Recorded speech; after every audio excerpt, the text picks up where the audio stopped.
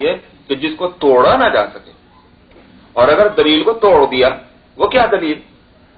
قرآن پاک نبی کے نبی ہونے کی ایسی واضح اور مضبوط دلیل ہے کہ 14 صدیاں تو گزر گئیں، کوئی توڑ نہیں سکا اس کو، بار بار چیلنج کیا قرآن نے، لیکن کوئی اس کے مقابلے پہ آ کر کھڑا نہیں ہو سکا۔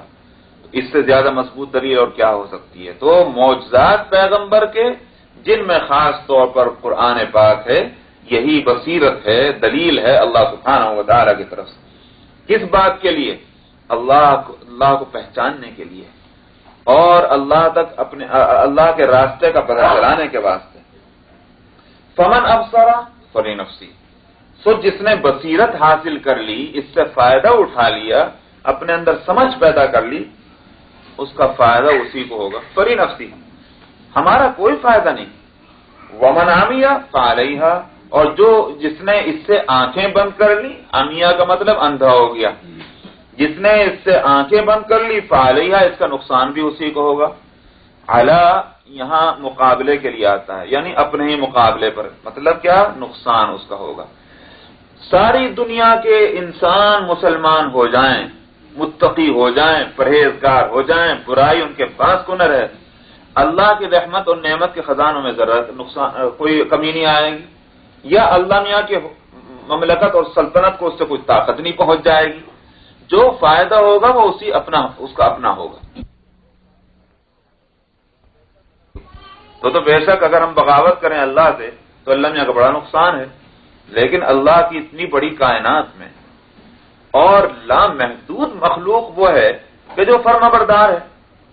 تو ہماری مثال، اگر ہم سب کے سب ساری دنیا کے انسان نافرمان بن جائیں تو ہماری مثال ایسی ہو جائے گی کہ جیسے کروڑوں کے کسی ملک میں 2-3 آدمی جو ہیں وہ نافرمان ہو جائیں، باغی ہو جائیں، اس سے حکومت کو کیا نقصان پہنچے گا 2-3 آدمیوں کے باغی ہو جانے سے؟ کروڑوں کا پاپولیشن ہے جس ملک میں، 1-2-3 آدمی سرفرے ہیں، کوئی نقصان نہیں پہنچتا اس سے حکومت کو۔ اتنی بری کائنات کے اندر اگر یہ انسان، اس زمین پر رہنے والا انسان، سب کے سب باغی ہو جائیں تو اللہ کا کوئی نقصان اس سے نہیں ہوتا۔ ہاں، نقصان اسی کو ہوگا۔ وما انا علیکم بحفیظ، اور اے پیغمبر آپ کہہ دیجئے کہ میں کوئی تمہارا نگراں نہیں ہوں، فائدہ نقصان تمہارا اپنا ہے، تم خود سوچو کہ فائدہ چاہتے ہو نقصان چاہتے ہو۔ بتلا دیا، میرا کام بتلانے کا، انا النذیر انا البشیر، بس میرا کام اتنا ہی ہے۔ لیکن گردن پکڑ پکڑ کر کھینچ کے لانا، ڈنڈے مار مار کر لانا زبردستی، یہ کام میرا نہیں، مجھے نگرانی بنا کر بھیجا گیا، نبی بنا کر بھیجا گیا۔ نبی کا کام پیغام پہنچا دینے کا ہے، اس لیے کہ نبی ان اصل لفظ ہے، نبا ان سے بنا ہے، نبا کہتے ہیں خبر کو، نبی ان کہتے ہیں خبر دینے والے کو۔ تو نبی کا کام جو ہے وہ حمزہ آخر سے گرا دی گئی ہے، وہ آخر میں آنے کی وجہ سے، عربی گرامر کے قاعدے سے وہ نبی ہو گیا، ورنہ اصل لفظ ہے نبی ان۔ تو نبی اسی لیے کہتے ہیں کہ اس کا کام خبر دینا ہے، کیا ہو چکا، کیا ہونے جا رہا ہے، یہ کام پیغمبر کا ہے، اتنا بتلا دیتا ہے، باقی زور زبردستی یہ اس کا کام نہیں ہے۔ وَكَذَلِكَ نُصَرِّفُ الْآيَاتِ وَلِيَقُولُوا دَرَسْتَ وَلِنُبَيِّنَهُ لِقَوْمٍ يَعْلَمُونَ، اور اسی طرح سے ہم پھیر پھیر کر آیتیں بیان کرتے ہیں۔ کس لیے بیان کرتے ہیں؟ بیان تو اس لیے کیا جاتا ہے تاکہ خوب اچھی طرح بات سمجھ میں آ جائے۔ ایک بات کو مختلف تعبیر میں جب بیان کیا جائے گا، مختلف پیرائے میں جب بیان کیا جائے گا، کیوں؟ اس لیے اگر پہلا پیرایا سمجھ میں نہیں آیا، اس نے دل پر اثر نہیں کیا، دوسرا پیرایا اثر کر جائے گا۔ اگر اس انداز میں بات کو بتلانا نہیں سمجھ میں آ رہا، تسلی نہیں ہو رہی، تیسرا انداز اختیار کر لو، اس سے سمجھ میں آ جائے گا۔ قرآن پاک ایک بات مختلف انداز میں مختلف جگہ کہتا ہے تاکہ ہر صلاحیت کے لوگ اس بات کو سمجھ سکیں۔ تو یہی ہے وہ پھیر پھیر کر بیان کرنا، صرف یصرف تصریفا، کسی چیز کو گھما کر پھرا کر بیان کر دینا۔ یہ جو گویا ایک طرف یہ جواب بھی ہے۔ قرآن پاک کو جو لوگ پڑھتے ہیں شروع سے آخر تک، ان کے دل میں کبھی یہ خیال پیدا ہوتا ہوگا، اللہ میاں کتنے بڑی ذات ہے اللہ کی، اس نے کلام اپنا اتارا، ایک بات ہے جس کو بار بار کہا جا رہا ہے، سمجھ آئے؟ ہر صورت میں دیکھو تو وہی ایک بات کہی جا رہی ہے. ایک بات ایک دفعہ کہہ دی گئی، اس کو بار بار کیوں بیان کرتے ہیں؟ کچھ اور بات کہیں تو اس کو یہاں پر مانا ہے نصرف الآیات، ہم پھیر پھیر کر بیان کرتے ہیں باتوں کو. کیوں؟ وجہ تو اس کی یہ ہے تاکہ لوگ خوب اچھی طرح سے ذہن نشین کر لیں. لیکن یہ با کمال قرآن، یہ اس کا مطلب یہ ہوا کہ یہ بربناء حکمت ہے. وعظ اور نصیحت کے بہترین اصولوں میں سے یہ اصول ہے کہ جس بات کو لوگوں کے ذہنوں میں بٹھلانا ہے اس کو بار بار مختلف انداز میں کہا جائے. یہی ہے وعظ اور نصیحت. اسی واسطے لیکچر میں اور وعظ میں فرق ہوتا ہے. یہ تو میں ایک لفظ کا فرق نہیں ہے کہ انگلش اور اردو کا میں فرق کر رہا ہوں، بلکہ حقیقت کے اعتبار سے بھی. جو یوں کہیے کہ اسپیچ ہے یا لیکچر ہے، اس میں تو صرف ایک بات کو ایک دفعہ بتلا دیا، کھول کر کے کہہ دیا، بس ختم. کسی کے سمجھ میں آئے نا، یہ تو ہے اس کا، کوئی متفق ہو کہ نہ ہو. وعظ جو ہے وہ دراصل کسی چیز کو محض کھولنا مقصد نہیں ہوتا، مقصد لوگوں کو اس چیز کی طرف شوق دلانا ہوتا ہے، متوجہ کرنا ہوتا ہے، رغبت دلانا ہوتا ہے. وعظ کی غرض یہ ہے. اس لیے جو بات اہم ہوتی ہے اس کو واعظ بار بار کہتا ہے مختلف انداز میں. قرآن پاک چونکہ کتاب ہدایت ہے، یہ ریسرچ بک نہیں ہے، یہ کتاب ہدایت ہے. اس لیے نصیحت کے پیرائے میں جب بات کہی جائے تو اس کو مختلف انداز میں کہا جانا چاہیے. تو اصل تو ہے یہ، اور اس اعتبار سے یہ قرآن کا کمال ہے. لیکن دیکھو کیا کرتے ہیں، وَلِيَقُولُوا دَرَسْتَ، اور تاکہ یوں کہہ دیں آپ تو پڑھ کے آیا کہیں سے. سمجھ میں آیا؟ اتنی بڑی بڑی باتیں جو آپ بتلا رہے ہیں یہ آپ ہو نہ ہو کہیں سے پڑھ کے آ رہے ہیں. ظالموں کو سوچنا تو یہ چاہیے کہ ایک نبی امی جو ہے یہ اتنی اعلیٰ درجے کی بات کہہ رہا ہے، جو پڑھا ہوا نہیں کسی جگہ، کسی اسکول میں، کسی کالج میں، کسی یونیورسٹی میں اس نے کوئی ڈگری نہیں لی، کسی استاد کے شاگردی اس نے کبھی نہیں کی، اور بات دیکھو تو ایسی کہ عقل تنگ رہ جاتی ہے. تو یہ اس کے نبی ہونے کی دلیل ہے. یہ سوچنے اور سمجھنے کے بجائے کیا کہتے ہیں، وَلِيَقُولُوا دَرَسْتَ، آپ تو کہیں سے پڑھ کے آئے. درسا یدرسو کے معنی آتے ہیں پڑھنے کے، اور درسا یدرسو کے معنی آتے ہیں پڑھانے کے، تدریس. تو آپ تو کہیں سے پڑھ کے آئے ہیں. وَلِنُبَيِّنَهُ لِقَوْمٍ يَعْلَمُونَ، اور تاکہ ہم، حقیقت تو یہ ہے کہ ہم نے یہ اس لیے پھیر پھیر کر بیان کیا ہے تاکہ ہم بیان کر دیں اس کو اس قوم کے لیے کہ جو جانتی ہے. یہاں اس کا یہ مطلب نہیں کہ پہلے سے جس کو علم ہے تو اس کے واسطے کیا ضرورت ہے بتلانے کی. اس سے مراد کیا، جن میں علم کی صلاحیت ہے اور جس کا مزاج جاہلانہ ہو. لاکھ ڈگریاں اس کے پاس ہوں گی، سمجھ میں آیا، لیکن اس کو کسی طرح سے علم کا فائدہ نہیں پہنچ سکا، اس لیے کہ مزاج میں جہالت ہے اس کی. ایک آدمی لکھا پڑھا نہیں ہے، لیکن آپ اس سے بات کرنے بیٹھیں، اس کی صحبت میں رہیں، ذرہ برابر آپ کو محسوس نہیں ہوگا کہ یہ سب جاہل ہے. معلوم ہوا کہ اس کے اندر علم کی صلاحیت ہے، اگرچہ وقت کی وجہ سے یہ بیچارہ جاہل رہ گیا، لیکن یہ علم. اسی واسطے ہمارے بزرگوں میں بہت سے لوگ وہ گزرے ہیں کہ مستند عالم کبھی بھی نہیں ہوئے، وہ کہیں انہوں نے پڑھا مگر کسی بھی وجہ سے نہیں پڑھ سکے، لیکن اپنے عبادت، اپنی ریاضت، اپنی سوچ، اپنے فکر صحیح راستے پر اور بزرگوں کی صحبت اور ان کی تربیت کی وجہ سے خود ایسے ہو گئے کہ بڑے بڑے علماء بھی جا کر انہی کے پاس جا کر کے اپنی اصلاح کرائیں. تو ظاہر ہے کہ عالم جاہل سے کیسے اصلاح کرائے گا. لیکن یہی کہا جائے گا کہ رسمی اعتبار سے تو وہ جاہل ہیں، مگر حقیقتاً یہ جہالت نہیں ان کے اندر، ان میں علم کی صلاحیت بھرپور موجود ہے. ہمارے بزرگوں میں آپ نے نام سنا ہوگا مولانا محمد قاسم صاحب نانوتوی کا. انہوں نے ایک کتاب لکھی تھی تقریر دل پذیر. اس میں مسئلہ آیا نبی کریم صلی اللہ علیہ وسلم کی حیات کا، آپ زندہ ہیں، یہ مسئلہ آیا. اس کو اپنے فلسفیانہ انداز میں، ان کو چونکہ فلسفیانہ طبیعت تھی تو اس لیے وہ اس کو وہاں اس میں لکھا. اس کے بعد کتاب لکھ دی. لکھنے کے بعد پھر ان کو یہ محسوس ہوا کہ اس پہ یہ اشکال ہو سکتا ہے، اس پہ یہ اشکال ہو سکتا ہے، اس پہ یہ اشکال ہو سکتا ہے، اس کو الگ سے لکھا جانا چاہیے تاکہ ان کا جو اشکال اپنے دماغ میں پیدا ہو رہے ہیں اس کا جواب ہو جائے. سفر حج پیش آ گیا تو لہذا سفر میں لکھ دیا اس کو، وہ ہو گئی پوری کتاب تیار۔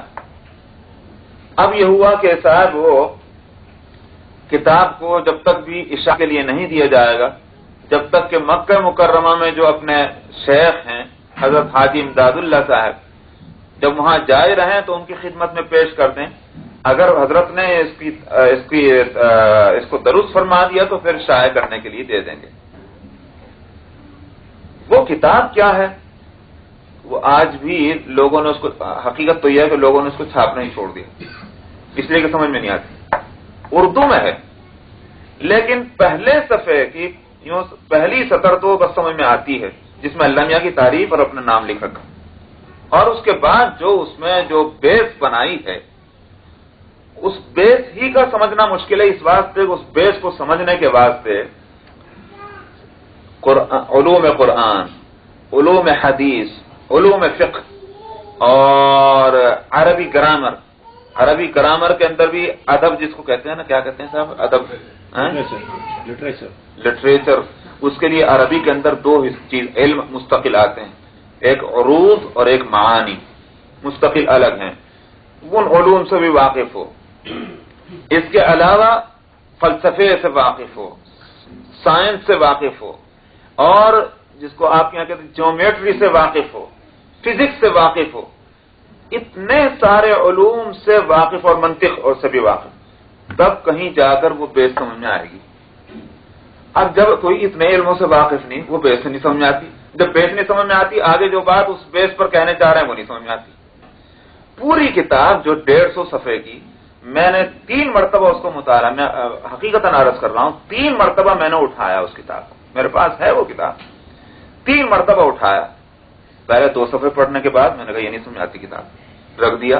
اس کے بعد ہمارے ایک بزرگ تھے حضرت علامہ مولانا ابراہیم صاحب رحمۃ اللہ علیہ، تو میرے بھی استاد تھے، میرے والد کے بھی استاد تھے، اور بلکہ میرا خیال یہ کہ ہم دونوں کے استادوں کے بھی استاد تھے، اللہ نے بڑی عمر ان کو دی، علامہ بڑے اونچے درجے کا ان کا علم تھا۔ تو میں نے ان سے عرض کیا کہ حضرت نانوتوی کی کتابیں سمجھ میں نہیں آتی، تو وہ خاص انداز میں مسکرائے، کہنے لگے کون سی کتاب دیکھی مولوی صاحب؟ میں نے کہا حضرت وہ آب حیات، وہ تو بالکل سمجھ میں نہیں آتی۔ فرمایا مولوی صاحب یوں چاہتے ہو کہ پہلے ہی صفحے میں سمجھ میں آ جائے، ذرا آگے تو پڑھو۔ میں نے کہا شاید انہوں نے کوئی نقطہ بتلایا، اچھی بات ہے۔ پھر آیا اور آنے کے بعد میں نے 8 صفحے پڑھ لیے۔ 8 صفحے میں نے ایسے پڑھے جیسے بچہ قرآن شریف پڑھا کرتا ہے، کچھ سمجھ میں نہیں آتا اس کو کیا ہے اس قرآن شریف میں، ٹھیک اسی طرح پڑھتا چلا گیا اردو کے اندر، لیکن کچھ میرے سمجھ میں نہیں آیا۔ میں نے کہا رکھ دو اٹھا کے۔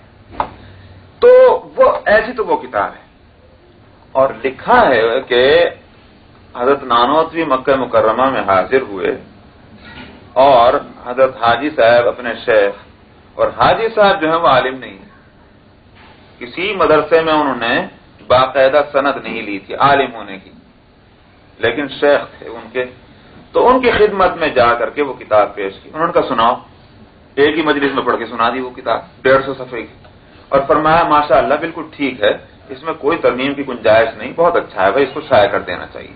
لیجیے صاحب، زبردست عالم کے علماء اس کی کتاب، آپ نے شاید میرے خیال سے پتہ نہیں ملاقات ہوئی نہیں ہوئی، حضرت مولانا طیب صاحب رحمۃ اللہ علیہ یہاں تشریف لا چکے ہیں، جو پوتے ہیں حضرت نانوتوی کے، اور حقیقت یہ ہے کہ جن لوگوں نے ان کی تقریروں کو سنا ہے وہ سمجھیں گے اس بات کو کہ ان میں علوم قاسمی بولتے ہیں، ان کے دادا کے علوم ہیں، جس کی وجہ سے ان کی تقریر ہندوستان اور پاکستان میں بے مثال سمجھی جاتی ہے۔ تو میں نے ایک دفعہ ان سے عرض کیا حضرت نانوتوی کی کتابیں بالکل سمجھ میں نہیں آتی، کوئی وقت آپ نکال دیں، مہینے میں ایک ہی دفعہ سے ہی ہم آ کے پڑھ لیا کریں گے۔ انہوں نے فرمایا کہ جو بات تم مجھ سے کہہ رہے ہو یہی بات میں نے حضرت مولانا حبیب الرحمان صاحب جو محتمم تھے ان سے پہلے کے، اور بڑے سمجھدار، بڑے زیرک تھے، بڑے عالم تھے، ان سے میں نے کہی تھی کہ میرے دادا جان کی کتابیں مجھے سمجھ میں نہیں آ رہی، مجھے کوئی وقت دے دیجئے کہ میں آپ سے آ کر پڑھ لوں۔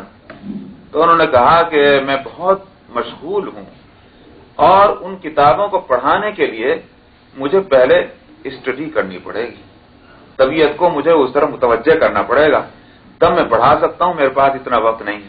تو انہوں نے فرمایا کہ یہی جواب میرا بھی تمہارے واسطے، لیجیے۔ تو علماء جو اتنی مشکل کتابیں لکھ گئے ہیں، لیکن حاجی امداد اللہ صاحب جو مستند عالم نہیں تھے، ان کی تصدیق پر رکی رہی وہ کتاب کے، فرمائیں گے تو ٹھیک ہے نہیں تو اس کو میں ترمیم کر دیں گے، اور انہوں نے فرما دیا ٹھیک ہے تو اطمینان ہو گیا۔ یہ علم جو ہے یہ کیسے حاصل ہوتا ہے معلوم؟ حدیث میں فرمایا گیا کہ من عمل بما علم علمہ اللہ ما لم یعلم او کما قال علیہ الصلوۃ والسلام، فرمایا کہ جس شخص نے جو علم اس کو حاصل ہوا اس پر عمل کیا تو اللہ تعالیٰ اس پر ان علوم کے دروازے کھول دیتا ہے کہ جس کا پہلے سے اس کو جو ان کے پاس پہلے سے نہیں تھے۔ یہ ہے وہ غیبی علم جو حاصل ہوتا ہے۔ تو عمل بڑی چیز ہے۔ ہم لوگوں کا علم پڑھتے بہت رہ جاتا ہے اتنا سا دماغ میں، کیوں رہ جاتا ہے؟ وجہ اس کی یہ کہ عمل نہیں ہے۔ اسی کو میں کئی مرتبہ سنا چکا ہوں کہ حضرت امام شافعی رحمۃ اللہ علیہ نے اپنے استاد امام شافعی وقت کے امام ہیں، سمجھ میں آیا، اور امام جو ہے فقہ کا، ظاہر ہے کہ وہ حدیث اور علوم قرآن اور تاریخ جو ہے مذاہب اور عربی زبان سارے علم سے واقف ہونے کے بعد تو امام بنتا ہے، لیکن اپنے استاد وکیع سے انہوں نے شکایت کی کہ حضور میرا دماغ بڑا کمزور ہے، اس واسطے کوئی ایسا نسخہ بتلائیں کہ میرا دماغ جو ہے وہ ذرا مضبوط ہو جائے، جو بات میں پڑھوں جو سنوں وہ یاد رہ جائے۔ تو وہ عربی میں اس کو ایک شعر کے اندر اس کو بیان کیا کہ شکوت الی وکیع سوء حفظی، میں نے شکایت کی وکیع کے پاس اپنے یادداشت کی خرابی کی، فاوصانی الی ترک المعاصی، انہوں نے مجھے ہدایت کی گناہوں کے چھوڑنے کی، گناہ چھوڑ دو۔ اب بتائیے اگر ہمارے پاس کوئی شخص تعویذ لینے کے واسطے آئے، ہم کہیں کہ بس تمہارا تعویذ یہی ہے کہ فلانی برائی کو چھوڑ دو، کہنے کے لو جی ان کو تعویذ ہی نہیں دینا آتا، معلوم ہوتا ہے یہ حضرت بہکا ہی رہے ہیں۔ لیکن وہ وہاں پہنچے تو انہوں نے کہا کہ فاوصانی الی ترک المعاصی، انہوں نے مجھے ہدایت کی گناہوں کے چھوڑنے کی، اور دلیل کیا دی؟ دلیل دی کہ فَإِنَّ الْعِلْمَ فَضْلٌ مِّنْ إِلَٰهِ، علم جو ہے وہ اللہ کا فضل ہے، وَفَضْلُ اللَّهِ لَا يُعْطَىٰ لِعَاصٍ، اور اللہ کا فضل گنہگار کو تھوڑے ملا کرتا ہے۔ تو اس لیے گناہ چھوڑ دو، جب تم گناہ چھوڑو گے تمہارا ذہن ٹھیک ہو جائے گا۔ گناہ کب چھوٹتے ہیں؟ ظاہر ہے کہ عمل سے، نیک عمل کرے گا گناہ چھوٹتے چلے جائیں گے، اور عمل کب ہوگا؟ علم سے۔ تو علم حاصل ہو، اس پر عمل ہو، تو پھر اللہ تعالیٰ اس کے لیے دروازے کھولتا ہے مزید علوم کے۔ تو بہرحال یہ کہ ایک آدمی اگرچہ مستند عالم نہیں ہے لیکن اس کے باوجود اس کے اندر علم کی صلاحیت موجود ہے تو وہ صحیح آدمی ہے، اور اسی کو باتیں فائدہ پہنچا سکتی ہیں۔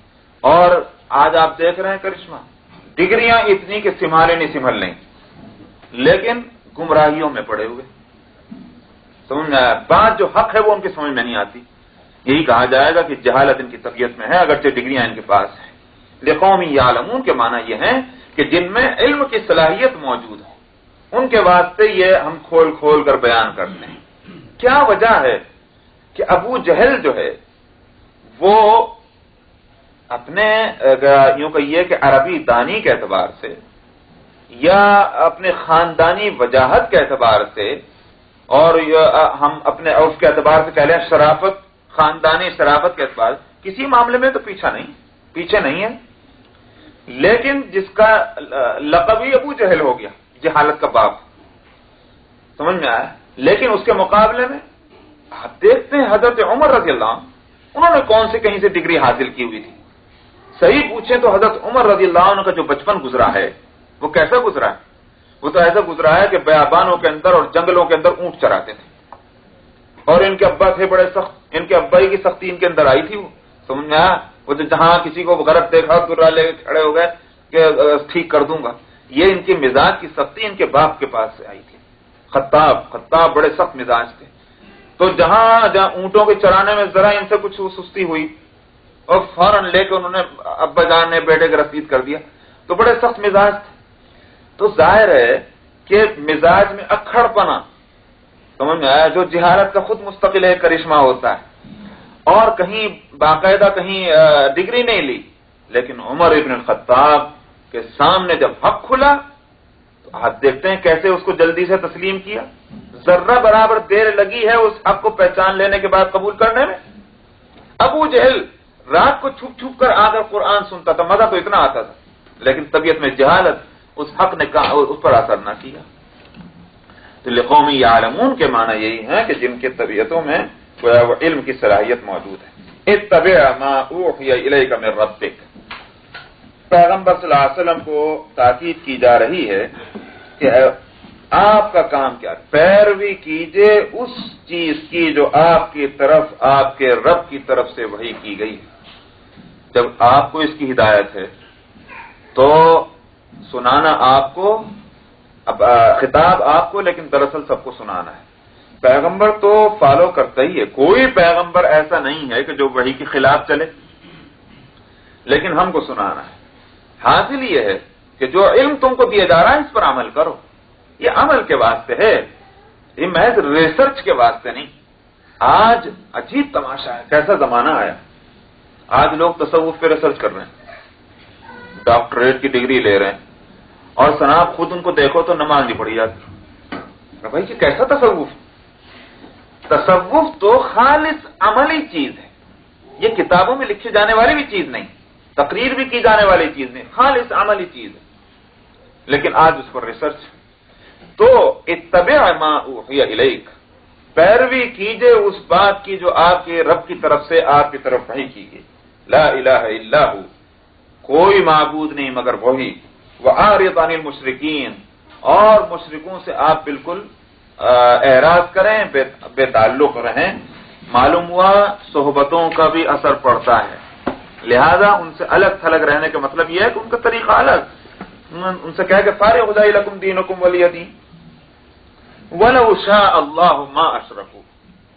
صاحب یہ بھی تو اللہ کی مخلوق ہیں، یہ کیوں مشرک ہو گیا؟ اب ہم کو بھی کہا جا رہا ہے ان سے الگ ہو جاؤ، اللہ کی مخلوق ہیں. تو فرما رہے ہیں کہ یہ بھی ہماری مصلحت ہے.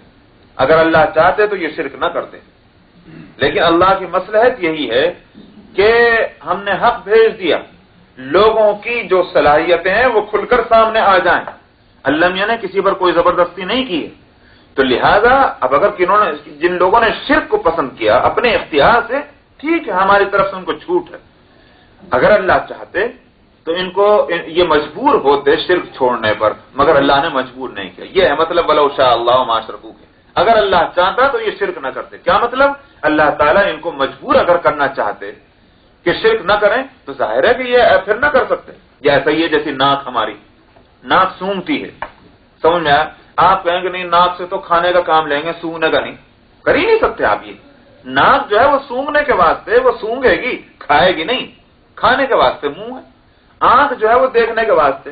آپ کہیں میں تو آنکھیں بند کر کے ناک سے دیکھوں گا، نہیں دیکھ سکتے.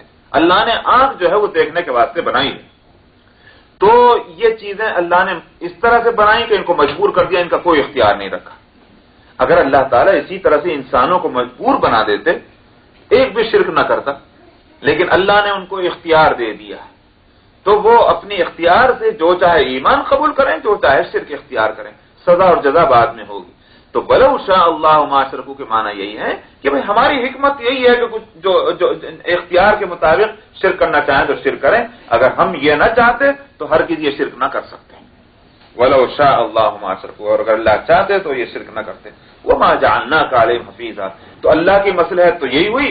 پھر آپ کیوں اس فکر میں پڑیں کہ صاحب یہ کیوں شرک کر رہے ہیں، یہ کیوں شرک کر رہے ہیں؟ اس درد سری میں پڑھنے کی ضرورت نہیں. پیغام پہنچائیے، اس کے بعد فارغ. اب اگر یہ شرک کرتے ہیں اس کا غم نہ کیجئے. وَمَا جَعَلْنَاكَ عَلَيْهِمْ حَفِيظًا، ہم نے آپ کو نگرانی بنا کر بھیجا ہے، نہیں بنایا ہم نے آپ کو ان کے اوپر نگراں. وَمَا أَنْتَ عَلَيْهِمْ بِوَكِيلٍ، اور نہ آپ ان کے اوپر داروغہ ہیں.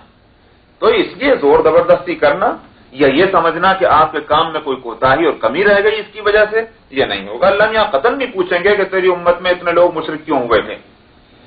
وَلَا تَسُبُّوا الَّذِينَ يَدْعُونَ مِن دُونِ اللَّهِ فَيَسُبُّوا اللَّهَ عَدْوًا بِغَيْرِ عِلْمٍ، فرمایا اور نہ گالی دو ان کو کہ جن کو یہ پوچھتے ہیں، پکارتے ہیں اللہ کو چھوڑ کر.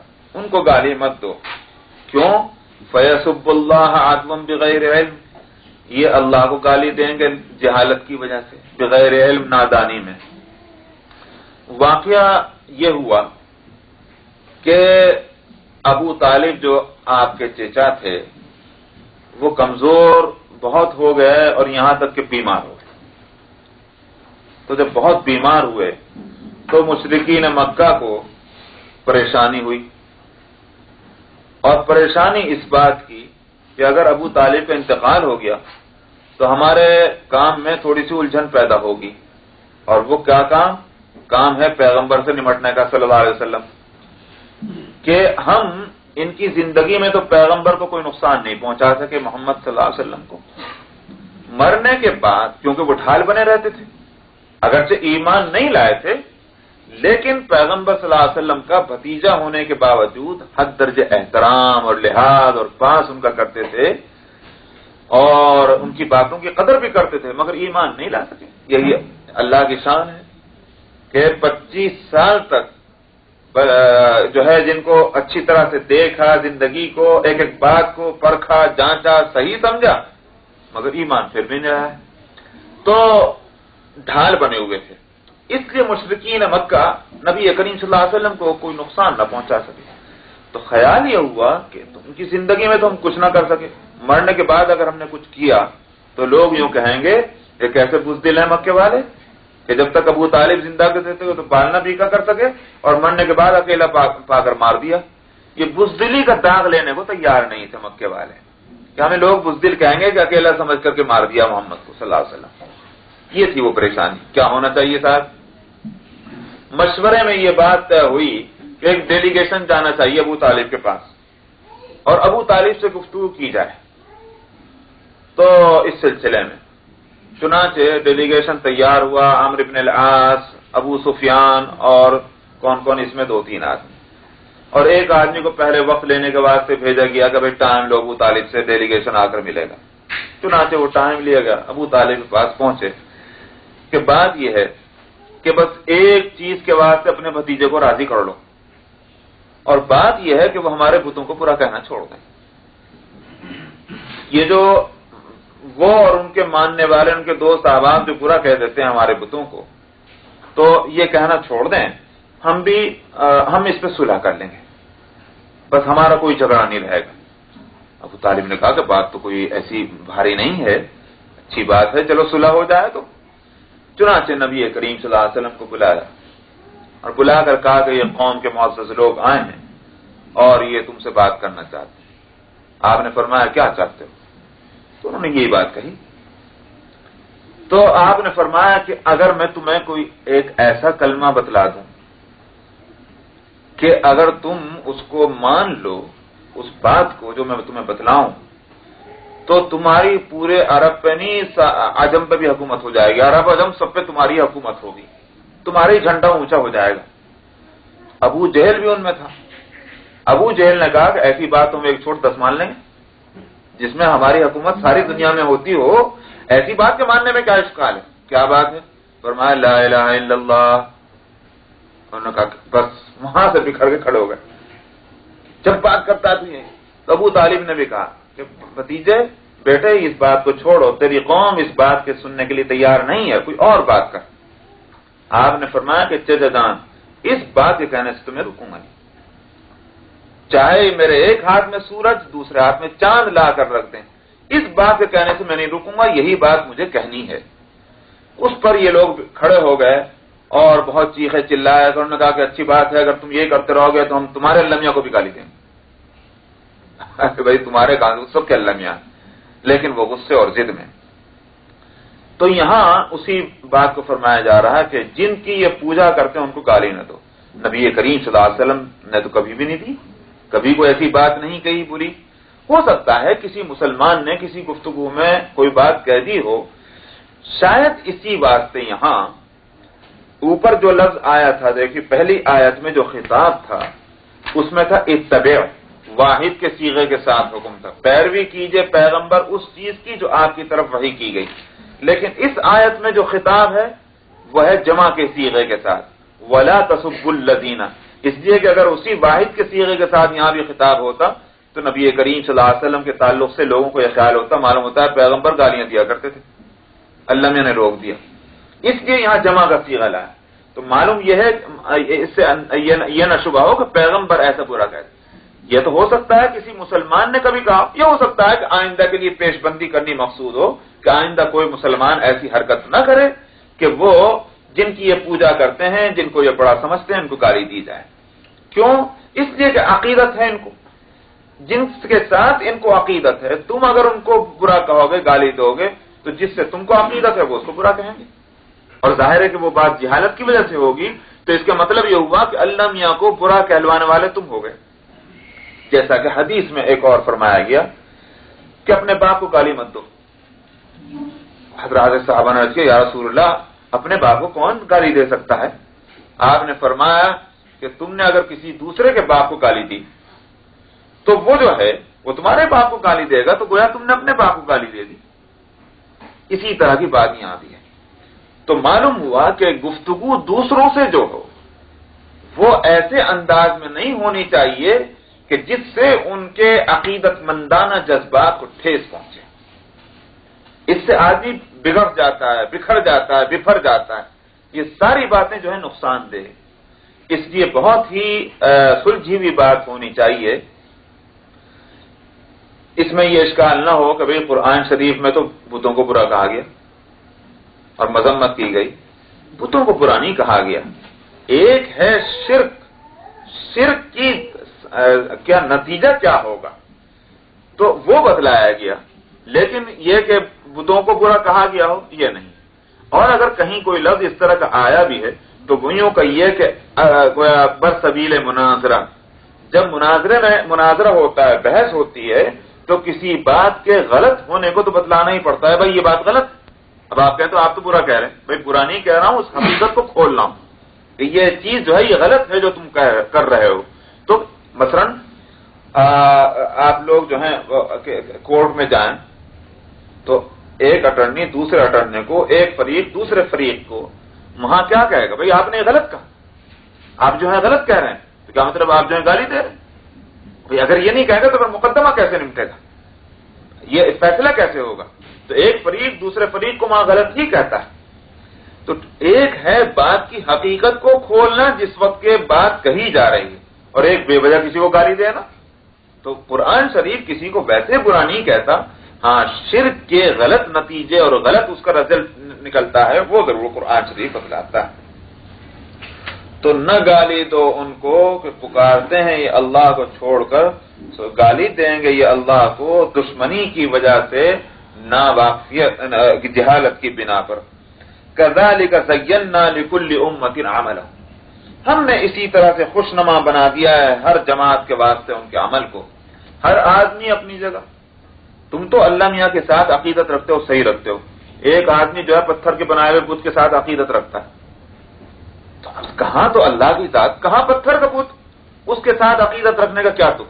لیکن فرماتے ہیں کہ ہم نے اسی طرح خوشنما بنا دیا ہے ہر جماعت کے لیے اس کے طریقے اور اس کے عمل کو، وہ اپنی جگہ بالکل صحیح، بت کے سامنے جو ہے وہ لے جا کر ایک چڑھاوا چڑھاتا ہے، منت مانتا ہے، اور عجیب بات یہ ہے کہ اس کے بعد دفعہ منت کے مطابق اس کا کام ہو جاتا ہے، وہ سمجھتا ہے کہ اوہو یہ مندر تو بہت ہی پہنچا ہوا ہے، اس پتھر کے بت کو تو سننے کی بھی طاقت نہیں، وہ کہاں سے تمہاری ضرورت پوری کرے گا۔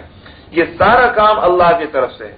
اللہ تعالیٰ جو ہے لوگوں کو ان کے عقیدے، ان کے عمل کو ان کے لیے خوشنما بنا دیتے ہیں تو وہ اور گمراہیوں میں پڑ جاتے ہیں۔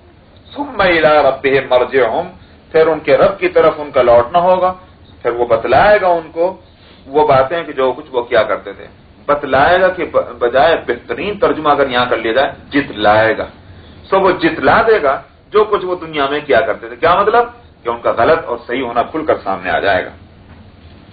وَأَقْسَمُوا بِاللَّهِ جَهْدَ أَيْمَانِهِمْ لَئِن جَاءَتْهُمْ آيَةٌ لَّيُؤْمِنُنَّ بِهَا، اور یہ قسم کھاتے ہیں اللہ کی جہد ایمانہم، پوری پوری قسمیں، کہ اگر آپ لے آئیں ان کے پاس کوئی نشانی تو ضرور بے ضرور یہ ایمان لے آئیں گے۔ اہل مکہ نے کہ کچھ لوگوں نے نبی کریم صلی اللہ علیہ وسلم سے یہ فرمائش کی کہ اگر آپ ہمارے فرمائش کے مطابق کوئی نشانی دکھلائیں تو پھر ہم قسم کھا کر کہتے ہیں کہ ہم آپ کی بات مان لیں گے.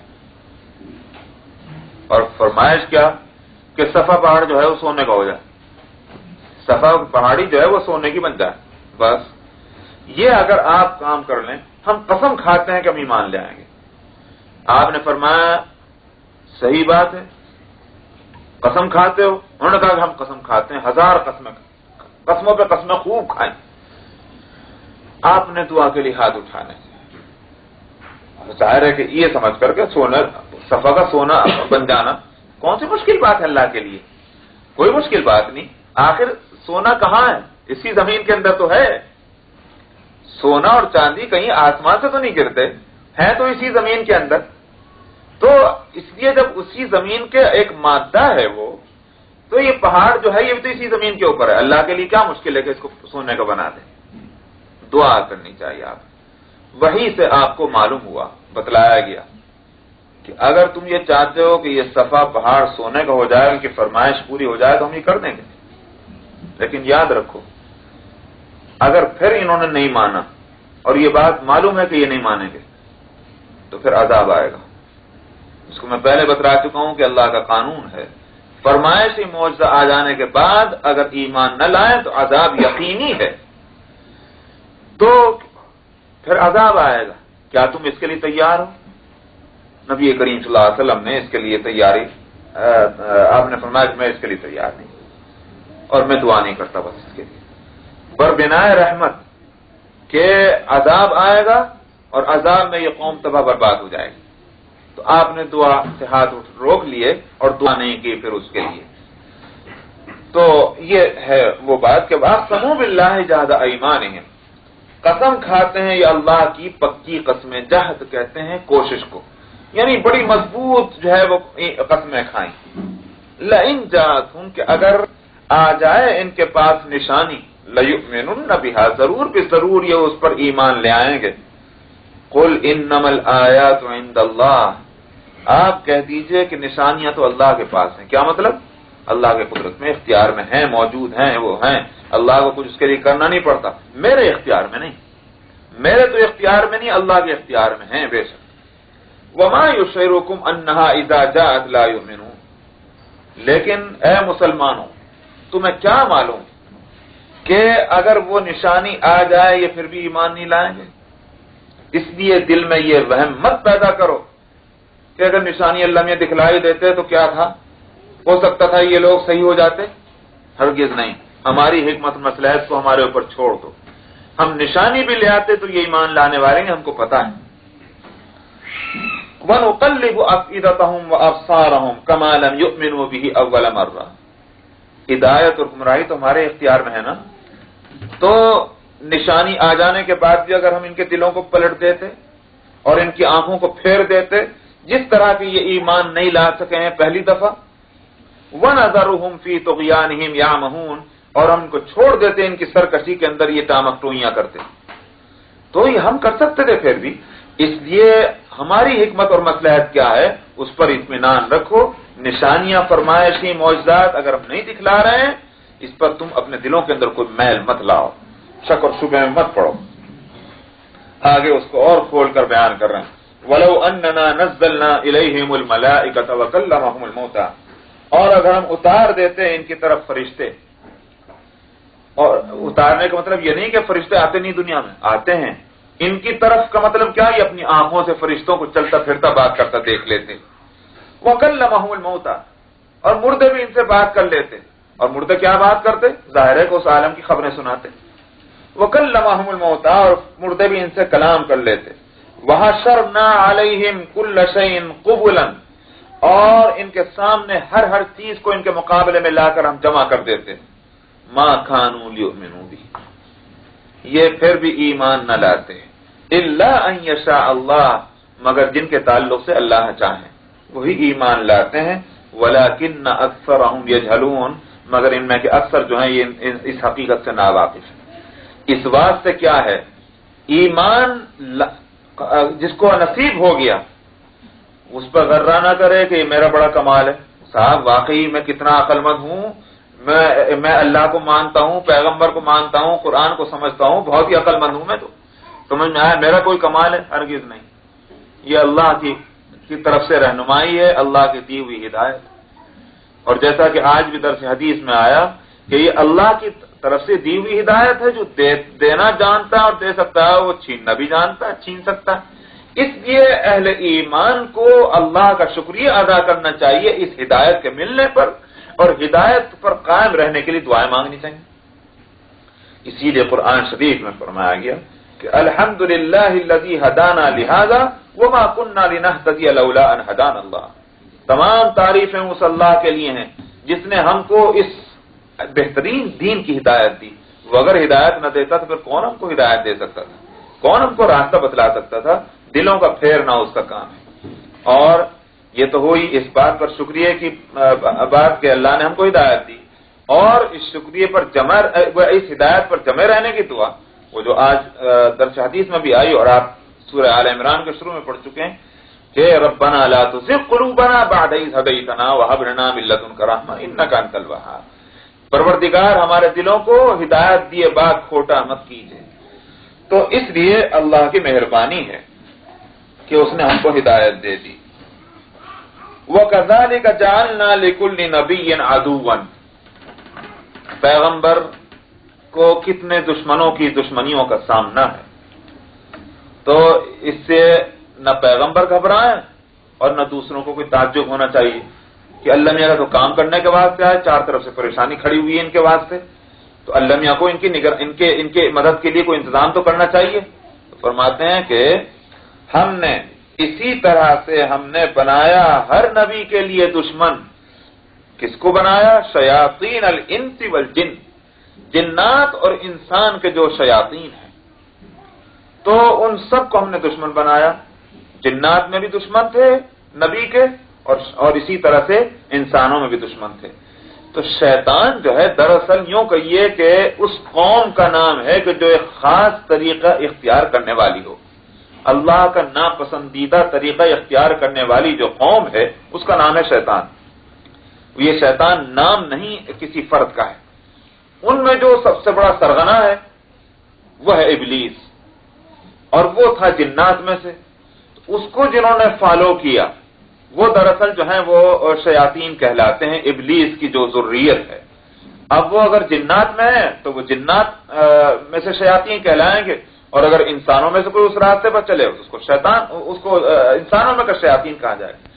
شیطان جو ہے وہ خود تو گمراہ ہوتا ہی ہے، اس کا بہترین مشغلہ زندگی کا کیا ہے؟ دوسروں کو گمراہ کرنا. آپ دیکھتے ہیں کہ جنات میں جو شیاطین ہیں وہ تو دلوں میں وسوسے ڈالتے ہیں، اور وسوسہ کہتے ہی ہیں ایسے طریقے پر کسی خیال کے دل میں آنے کو کہ جس طرح سے آیا اس کا معلوم نہیں، وہ کیسے آیا خیال آ گیا، یہی وسوسہ کہلاتا ہے. لیکن اگر کوئی شخص آمنے سامنے بات کہے اور اس بات کی وجہ سے کوئی دل میں خیال پیدا ہو جائے، اس کو وسوسہ کہا جا سکتا ہے.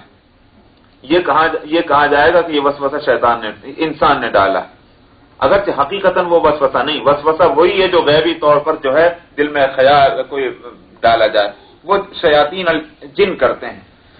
اسی لیے قل اعوذ برب الناس کے اندر کیا کہا؟ الذی یوسوس فی صدور الناس من الجنۃ والناس.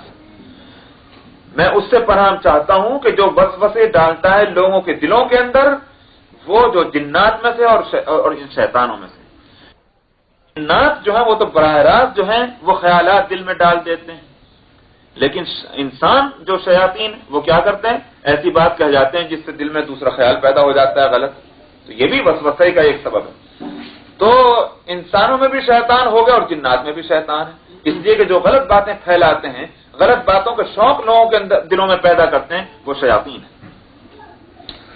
تو ہم نے انسانوں اور جنات کے اندر جو ہے وہ شیطانوں میں سے ہم نے دشمن بنائے ہر نبی کے لیے.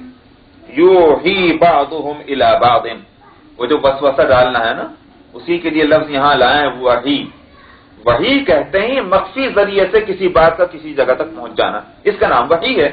وسوسہ بھی تو اسی طرح سے پہنچتا ہے کہ پتہ نہیں چلتا، بات دل میں بیٹھ گئی. تو وحی کرتے ہیں ان میں کے بعض کی طرف. یہاں بعض مفسرین نے پہلے بعضہم سے مراد لیا ہے شیاطین الجن، اور دوسرا بعض جو ہے اس سے مراد لیا ہے کیا؟ شیاطین الانس. تو معلوم ہوا کہ جنات انسانوں کی طرف وحی کرتے ہیں. میں نے کہا کہ اس کی ضرورت ہی نہیں ہے. وجہ اس کی یہ ہے کہ وحی جو ہے یہاں بمانے وسوسے کے ہیں. سورہ ناس کے اندر جیسے میں نے بتلایا کہ وہاں وسوسے کی نسبت انسانوں کی طرف بھی کی گئی اور جنات کی طرف بھی کی گئی، لہذا اس تعویل کرنے کی ضرورت ہی نہیں ہے. بلکہ بعض کی طرف کا مطلب کیا؟ جنات انسانوں کی طرف اور اسی طرح سے انسان انسانوں کی طرف. ہر ایک جو ہے وہ وسوسے ڈالنے کی کوشش کرتا ہے. ہاں جن مفسرین نے وہ بات کہی ہے تو میں نے یہ لفظ جو کہا ہے کہ اس کی ضرورت نہیں، میں نے کہا کہ اس تکلف کی ضرورت نہیں، ورنہ یہ نہیں کہا جائے گا کہ انہوں نے غلط معنی بتلائے. وجہ اس کی کیا ہے؟